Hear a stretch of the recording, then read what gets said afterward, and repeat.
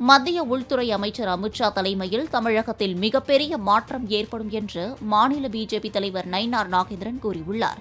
ஆங்கில புத்தாண்டை ஒட்டி தனது இஷ்ட தெய்வமான கன்னியாகுமரி பகவதி அம்மன் கோவிலில் அவர் வழிபாடு நடத்தினார்.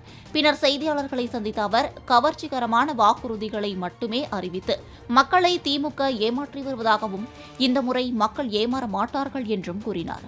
அமித்ஷா வருகையில் தமிழகத்தில் மாற்றம் வரும் என்றும் பொங்கல் பண்டிகைக்கு பிறகு கூட்டணி பேச்சுவார்த்தைகள் தீவிரமடையும் என்றும் நயினார் நாகேந்திரன் தெரிவித்தார். நிச்சயமாக தமிழகத்தில் மிகப்பெரிய மாற்றத்தை தமிழக மக்கள் எதிர்பார்த்துக் கொண்டிருக்கிறார்கள். அது மாண்புமிகு உள்துறை அமைச்சர், மத்திய உள்துறை அமைச்சர் அமித்ஷாவுடைய தலைமையிலே மிகப்பெரிய மாற்றம் தமிழகத்தில் நிச்சயமாக ஏற்படும். இல்ல, இன்னும் 3 மாத காலம் இருக்கிறது.